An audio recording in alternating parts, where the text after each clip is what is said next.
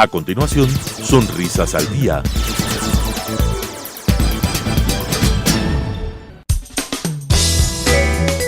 Clasificación A. Apto para todo público.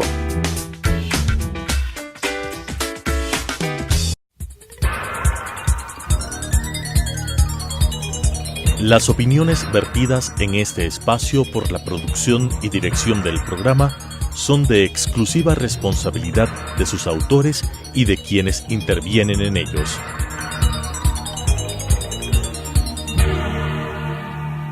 Telesucesos Canal 29 UHF presenta Sonrisas al Día.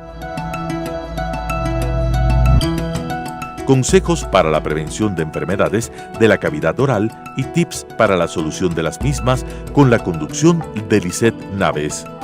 Sonrisas al Día. Saludos y bienvenidos a su programa Sonrisas al Día. Un programa destinado a que ustedes conozcan todos sus temas de interés en la odontología y que por ende puedan saber acerca de las opciones de tratamiento más viables para ustedes. Mucho gusto, yo soy su odontóloga Lisette Naves y hoy estamos con la invitada, la cirujana Anabel Vega. Mucho gusto que estés aquí. Hola, ¿qué tal? Mucho gusto, gracias por la invitación. El tema que vamos a tratar hoy día es una de las consultas más frecuentes de los pacientes. Si hemos dicho que una de las consultas más frecuentes es la estética, pues sí, la consulta más frecuente de los pacientes es por la estética dental, por eso se acercan al dentista. Pero la segunda razón por la que más se acercan los pacientitos al dentista es cuando me escriben en las consultas, me escriben vía Facebook, vía WhatsApp, me dicen, quiero sacarme las muelas del juicio. Ya, esto es algo que obviamente, por lo menos sí, la población está consciente de que ya las muelas del juicio es algo que toca hacerse, tenemos que consultar al odontólogo. Entonces queremos tratar el programa de hoy día sobre las muelas del juicio, hablar un poco de cómo es toda esta cirugía para intentar opacar todo el miedo que se puede crear alrededor de la misma, pero también para conocer las connotaciones de riesgo que hay, ¿no? Porque siempre es importante que un especialista como tú la realice, ¿no? Entonces comencemos a hablar un poco del tema. ¿Qué tal te parece, Anabel? Claro, perfecto. Bueno, mira, primero que nada, como introducción, pues tenemos que conocer que estas muelas del juicio hoy en día muchas personas de la población todavía las presentan, ¿sí? Tenemos, por ejemplo, un rango de que estas muelas empiezan su calcificación alrededor de los 8 a los 10 años y van a terminar completamente su formación, tanto de la corona como de la raíz, alrededor de los 25 años como un máximo. Obviamente estas muelas pues tienen una variación alrededor de 2 años de que erupcionen o no, y más que nada si tienen el espacio, porque hoy en día la mayoría de estas muelas pues presentan como tal una inclusión ósea, ya que al momento de erupcionar pues no presentan el espacio adecuado. Debido a esta inclusión ósea pues es cuando se van viendo todas las complicaciones y ya como tal necesitan una cirugía para ser extraídas. Me gusta mucho siempre ir acarreando nuestra conversación con ayuda de imágenes, entonces vamos a poner esto un ratito para los televidentes, para que puedan ir acompañándonos en lo que viene a ser la explicación. Hablamos de las muelas del juicio, entonces quiero presentarles el tema aquí. Las muelas del juicio sí es algo que cada vez menos gente las tiene. Por ejemplo, yo siempre les digo a todos mis pacientitos que me dicen que tienen que sacarse las muelas del juicio, yo afortunadamente les digo, listo, ¿saben qué? Yo soy evolucionada, yo no tuve, pero ¿qué dicen que tú sí? Sí, hay gente que no las tiene. Yo me hice tengo mis radiografías de control anualmente y verdaderamente yo no tuve las muelas del juicio. Es algo raro, pero es algo cada vez más frecuente. También me pasa con muchos pacientes que ya estamos comenzando a investigar el caso y vemos que no tienen las 4 muelas del juicio, sino solo tienen 3. Entonces el mismo paciente me pregunta, ¿solo 3? ¿Será que la otra se va a formar? ¿Será que la otra se atrasó? Y no es que se atrasó, sino que ya comenzamos con el rango de erupción de lo que vienen a ser los terceros molares, que vienen a ser entre los 18 a los 25 años. La edad de formación, por eso vamos a tener un folículo a partir de los 15 o de los 16, más o menos. Sí, que ya vamos a poder observar. Entonces, si no tenemos este folículo a los 18, solo tenemos 3 muelitas que están comenzando a erupcionar y no hay un cuarto folículo, es que verdaderamente no hay una cuarta muela de juicio. Sí, quiere decir que como tal no se va a dar una formación. Nosotros tenemos un rango de que la genesia, es decir, que no se forme como tal ese diente, es decir, que el tercer molar no se forma y nunca se va a formar, hoy en día es del 5 al 30%. Esto depende mucho de la parte hereditaria y genética. Por ejemplo, si los papás pues no presentaron las muelas del juicio, es muy probable que los hijos no las presenten. Obviamente esto no es una regla, por ejemplo, mis papás nunca la tuvieron y yo y mi hermana sí tuvimos. Yo tuve las 4 y mi hermana, por ejemplo, tuvo las 3. O sea, esto varía muchísimo, pero sin embargo, los abuelos pues sí la presentaron, ¿sí? Pero ya se va viendo que a medida que pasan los años, obviamente vamos evolucionando, y así como el tercer molar, hay otros dientes que también ya presentan como tal una agenesia, que ya no presentan una formación de ese diente, pero principalmente el tercer molar, como te digo, entre los 5 y 30% como tal, pues ya por lo general se presenta una agenesia. Hay pacientes, por ejemplo, en un estudio que hizo un autor llamado Howie, que vio que del 65,5% de los pacientes que él tomó radiografías, al menos de 1 a 4 cordales estaban incluidas. Si no eran las 4, pero al menos una se presentaba. Entonces vemos que todavía en la población pues es muy común que al menos presenten una muela que esté como tal incluida.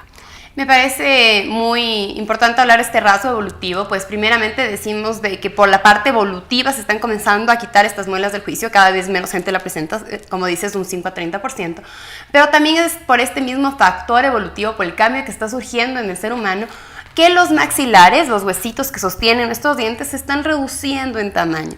Entonces, por esta reducción de tamaño es el mismo problema que en los pacientitos que sí llegan a tener muelas del juicio, no va a haber espacio para que estas muelitas erupcionen. Y ahí se produce lo que tú mencionas de que el diente quede impactado, de que el diente quede semi-incluido, ¿no es cierto?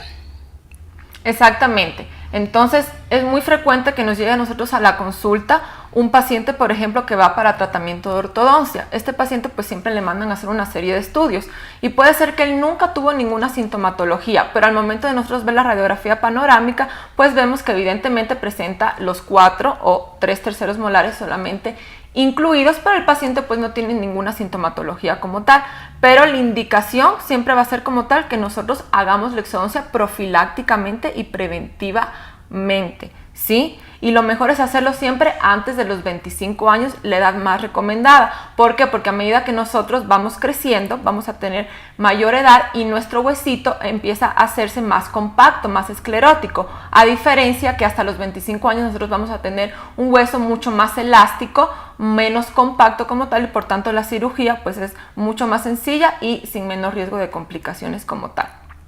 Listo, llega el pacientito y dice, tengo muelas del juicio, me las tengo que sacar, pero primeramente, ¿qué es lo que deberíamos comenzar analizando en cada paciente? ¿Qué serían los parámetros que tenemos que tener en cuenta antes de ver la técnica quirúrgica que vamos a utilizar y antes de ver las complicaciones que podemos correr, ¿no? Bueno, como vamos a ver en las siguientes imágenes, pues nosotros tenemos primero que nada realizar un estudio radiológico como tal.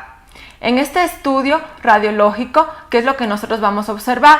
Pues vamos a observar primero si las presenta, si presenta 4, 2, 3. Como ya decimos, pueden presentar solamente 2 y que las 2 superiores, por ejemplo, no están, o que una de las inferiores tampoco está.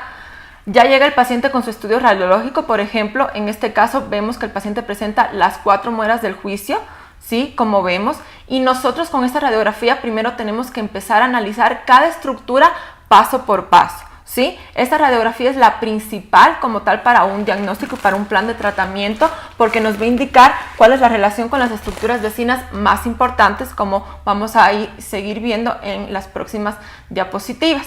Lo primero que nosotros vamos a analizar en la radiografía pues va a ser el estudio de las raíces. ¿Cómo están esas raíces de los terceros molares? ¿Sí? Por lo general, las raíces de un tercer molar no van a ser parecidas a ningún otro molar, es decir, no parecidas ni al primer ni al segundo molar. ¿Por qué? Porque vamos a ver que tienen un cono de base superior, pero luego, como vemos en la imagen, tenemos muchísimos tipos de formas de raíces. Las podemos tener de manera divergente, convergente, pueden estar fusionadas, pueden estar divididas al último. Esto es muy necesario analizarlo, más que nada, ¿para qué? Para ver nosotros al momento de dividir el dientecito, que por lo general es muy necesario durante la cirugía, ver de qué manera nosotros podemos realizar el corte, a lo largo del eje mayor o a lo largo del eje menor.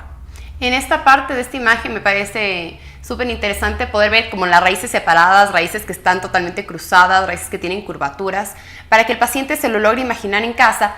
Lo que vamos a hacer es arrancar el diente. Entonces, si las raíces están abiertas, si estamos arrancando el diente, la raíz va a traccionar todo este hueso. Y va a presentar una retención. Entonces, esta es la parte que se tiene que conocer, que por lo mismo se va a tener que seccionar el diente, hacer una odontocepción, para poder sacar la muelita. Estas son complicaciones que surgen en la extracción de las muelas del juicio que se tienen que conocer y por lo mismo que se deben de valorar para que el especialista lo pueda tratar, porque bueno, por lo mismo en la rural, en lo que es el Ministerio de Salud Pública, en el centro de salud, no se sacan estas muelitas porque se conocen estas complicaciones que pueden acarrear graves daños si solo se le arranca teniendo las raíces así separadas. ¿Qué otros tipos de relaciones se tienen que considerar? Bueno, el siguiente tipo de relación que nosotros debemos tomar en cuenta, como vamos a ver en la siguiente imagen. Bueno, aquí tenemos una imagen como tal clínica de los distintos tipos de raíces que nosotros podemos presentar. Ya les digo, en ocasiones puede salir la muelita completa, ¿sí? ¿Por qué? Porque van a tener una vía de tracción adecuada, que nosotros no tenemos necesidad como tal de hacer una odontosección, es decir, de dividirla. Pero en otras ocasiones, que es lo más común, pues sí tenemos que dividirlas. Como vemos en la siguiente imagen, la próxima característica que nosotros debemos ver es la relación con el segundo molar. El segundo molar va a ser la muelita vecina como tal del tercer molar. Miren que en muchos casos, pues nosotros podemos tener como en la primera foto que está el tercer molar incluido, pero como tal no está teniendo afectación al segundo molar. Pero como vemos en las siguientes dos fotos, miren cómo la impactación de este tercer molar hacia el segundo molar puede ir produciendo, si no se sacan a tiempo, reabsorción tanto en la corona como en las raíces.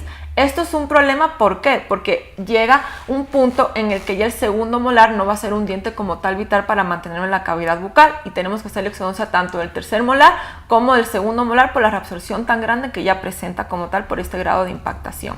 Es decir, por no sacar a tiempo el tercer molar ponemos en riesgo el segundo molar. Otras piezas que están totalmente sanas, que lamentablemente pues también se les tiene que hacer cirugía porque ya llegan a tener una falta de vitalidad como tal y de estructura dentaria de soporte.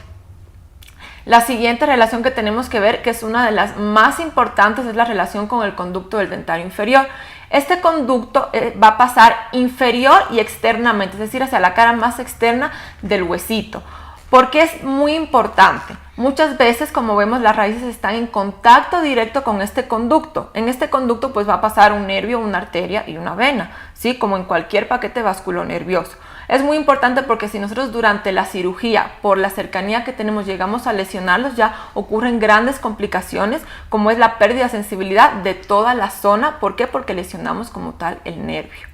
En esto me parece que es interesante aclarar de que sí, o sea, un riesgo viene a ser el contacto con el nervio, que obviamente va a tener secuelas que pueden llegar a ser permanentes.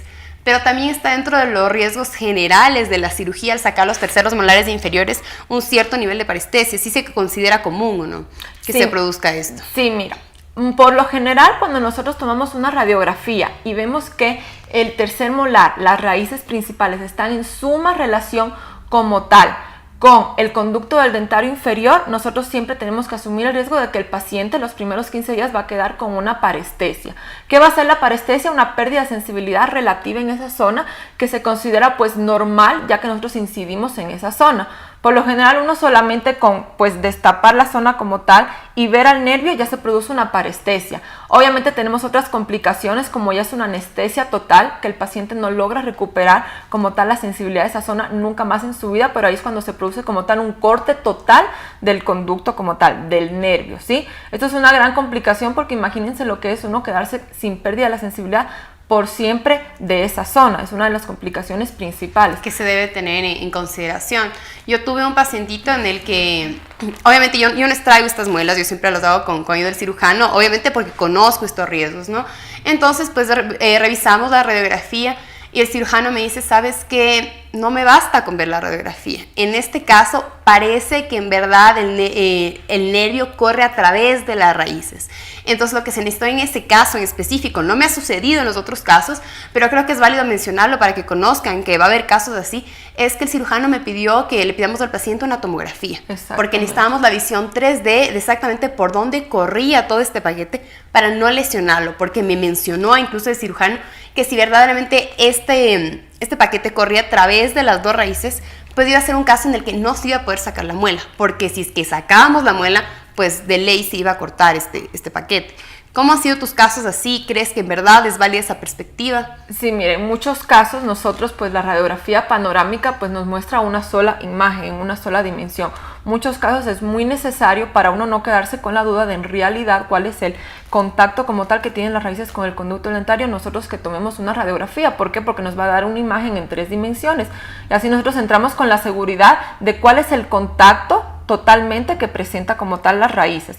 En muchos casos también es muy válido, ya cuando vemos que es un riesgo demasiado alto para lesionar al nervio, pues simplemente retirar la corona del diente y dejar las raíces incluidas, ¿sí? Obviamente haciendo chequeos periódicamente, pero por lo general a partir de la corona es cuando se presenta la mayor parte de patologías. Retiramos la corona, dejamos las raíces incluidas, ¿sí? Para evitar como tal el contacto y más que nada que la corona es la que va a estar siempre más impactada con el segundo molar y pues hacerle siempre al paciente de por vida chequeos periódicos de que no se forme pues nada anormal, nada patológico alrededor de esas raíces. Esa sería una gran indicación para dejar las raíces incluidas. En la última imagen que se estaba pasando, se estaba mostrando otra de las consideraciones que se tiene que tener, que es la relación con el seno maxilar. Primero expliquemos un poquito a los televidentes qué es el seno maxilar para ubicarlos de qué estamos hablando. Bueno, el seno maxilar, nosotros recordemos que tenemos varios senos, ¿sí? En la parte de la cara de nuestro cuerpo. El principal que nosotros tenemos que tomar en cuenta, que es el que está en contacto íntimo con las raíces de los molares, es el seno maxilar. Estas son cavidades de aire que es lo que hacen principalmente en nuestro organismo, pues humidificar y calentar como tal el aire. Ellos tienen relación y vía directa, comunicación directa con la cavidad nasal. Ahora, ¿cuál es el problema? Que el piso del seno nasal, ¿sí? Del seno maxilar, es directamente el proceso alveolar y su punto más declive pues van a ser las raíces de los molares, es decir, estamos hablando que hay contacto íntimo, ¿sí? Con respecto a los terceros molares superiores, ¿cuál es el riesgo que vamos a tener? Que por este contacto, si nosotros pues no realizamos las maniobras adecuadas e incluso nosotros realizándolas cuando hay un contacto, ¿sí? Totalmente directo, pues nosotros podemos hacer como tal una comunicación bucosinusal. Recuerden que esta cavidad es una cavidad totalmente estéril, ¿sí? Ahí pues no hay absolutamente nada de bacterias y si nosotros, por ejemplo, en el momento de la cirugía, tomamos el diente, ¿sí? Y este diente es llevado a esta zona, ¿sí? Que puede pasar, pues estamos hablando de que ya esta zona como tal pues ya se contaminó con el diente. Ahí pues obviamente ya tenemos que hacer una cirugía pues ya más extensiva como tal y más que nada ya retirar el diente de esa zona. Es una de las complicaciones que puede suceder. Igual, así como en la zona del conducto dentario inferior, en los molares inferiores, muchas veces si nosotros vemos que hay una cercanía muy grande, pues se evalúa y se puede dejar la pieza en ese sitio y hacer chequeos periódicos. Estas zonas tienen que ser examinadas no porque incluso con la técnica correcta se las vaya a lograr evitar, porque eso es lo que necesita un cirujano, conocer este tipo de riesgos que hay, pero un cirujano capacitado, un cirujano que en verdad siguió la especialización, va a saber manejar estas complicaciones. Esto es lo importante de que no lo realice cualquier dentista, sino un especialista, porque listo, yo saco la muela y de repente sí, tuve perforación del seno maxilar. ¿Qué hago? Esas son cosas que únicamente las va a poder resolver el cirujano. Porque puede suceder lo mismo si sacas tú, si saca otro cirujano la muela, pero ustedes sí van a saber manejar estas complicaciones. Exactamente, es muy importante, sí, uno hace la cirugía, pero en la cirugía, como vemos, se pueden presentar muchísimas complicaciones, que uno sepa como tal poder dar una solución a estas complicaciones, porque estas son complicaciones que se deben resolver en ese momento y no dejar pasar más tiempo.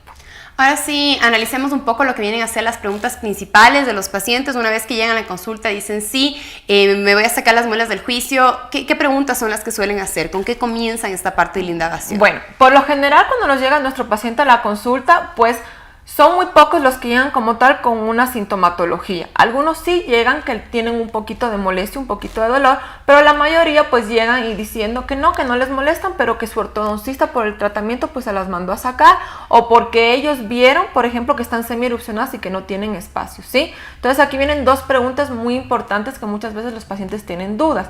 Si me saco las cordales, también llamadas, o terceros molares de una manera profiláctica o preventiva o no.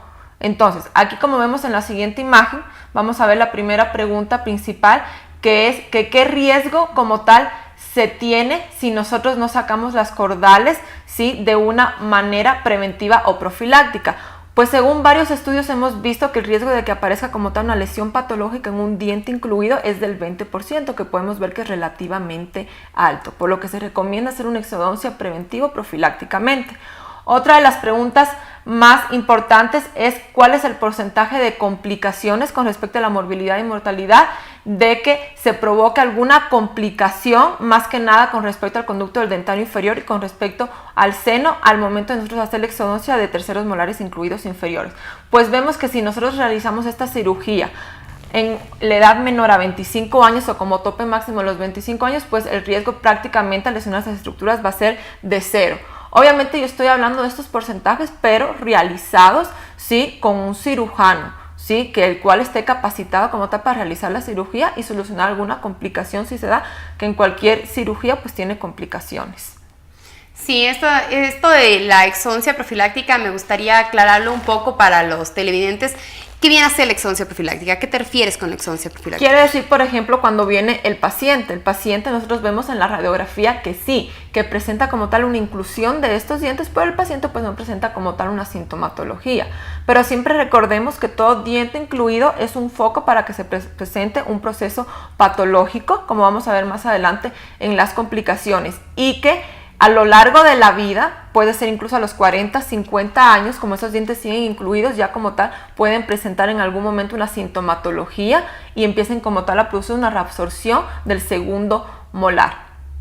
Comencemos a hablar un poco para todos los televidentes que nos están viendo ahorita de cuáles pueden ser estas complicaciones para que conozcan a profundidad cómo es de esta exodoncia de los terceros molares, ¿no? Bueno, la primera complicación que tenemos es la más frecuente, que es cuando el paciente viene ya con molestia como tal, es la pericoronaritis. Esta va a ser una inflamación, ¿sí?, una infección de los tejidos como tal que rodean a un diente que esté semi-erupcionado. ¿Qué es lo que pasa? Nosotros al momento de tener este diente semi-erupcionado tenemos una parte de encía que lo cubre, ¿sí?, la porción que está todavía incluida, pero tenemos tal grado de impactación como tal contra el segundo molar que se va formando como tal una bolsa, y esta bolsa va conteniendo de todos los alimentos que nosotros comemos, van entrando microorganismos como tal. Todos estos tejidos alrededor del diente semi-incluido pues ya se produce como tal una inflamación y un proceso infeccioso, que por lo general el paciente viene ya con sintomatología, con mucho dolor, y obviamente al momento de hacer la cirugía pues primero hay que mandar una terapia antibiótica y luego como tal nosotros realizar el procedimiento y quitar la causa que está causando como tal esta pericoronaritis, que es principalmente el diente incluido. Porque si solo damos antibióticos, pues listo, se va a calmar la molestia que tiene el paciente, pero seguimos teniendo el problema subyacente. Entonces se acaban los antibióticos, ese momento el paciente está tranquilo y al mes vuelve. Exactamente, al mes vuelven de nuevo, doctora, de nuevo me duele, porque no logran entender que los antibióticos sí ayudan, pero el principal tratamiento es hacer la exodoncia de ese diente. Sigamos analizando complicaciones. ¿Qué otra complicación tenemos? Bueno, como vemos en la siguiente imagen, una de las otras complicaciones, sí, son la formación de quistes y tumores, ¿sí?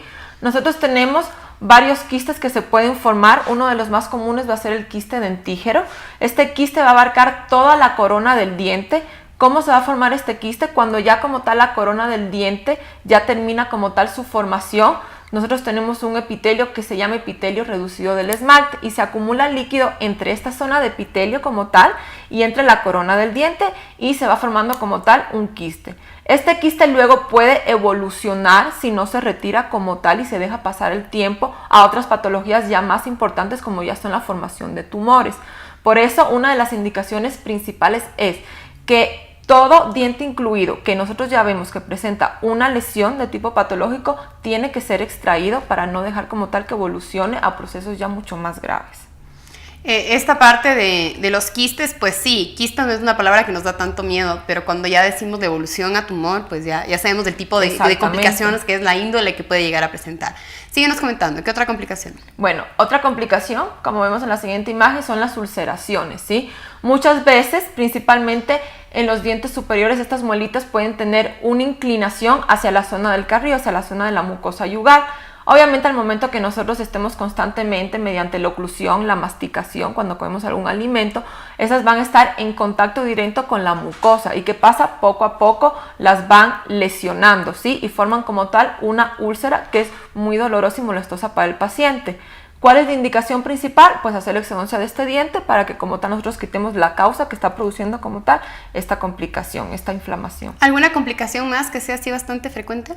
Y bueno, y la última que tenemos, sí, que ya habíamos visto antes, como vemos en la siguiente imagen, es como tal la reabsorción como tal del segundo molar, como ya vimos, por eso es muy necesario nosotros ver como tal el grado de impactación y que si a futuro esta cordal como tal va a producir una reabsorción, como vemos en las siguientes imágenes, y que pues ya es muy tarde como tal nosotros poder realizar como tal la exodoncia sin lesionar al diente vecino.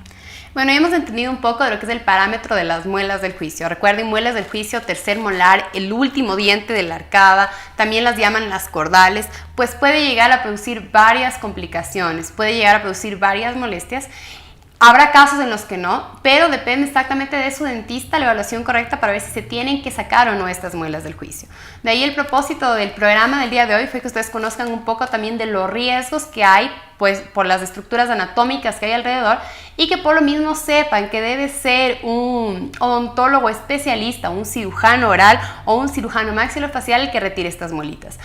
Por lo mismo les vamos a dejar nuestros números de contacto para que nos puedan llamar a preguntar cualquier cosa si ya se animan a alguna cirugía, ¿no? Entonces es el 452-2296 o el 0998-961-458.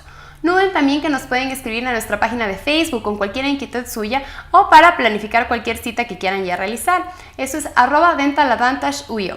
Un gusto que hayan estado el día de hoy con nosotros. Las opiniones vertidas en este espacio por la producción y dirección del programa son de exclusiva responsabilidad de sus autores y de quienes intervienen en ellos.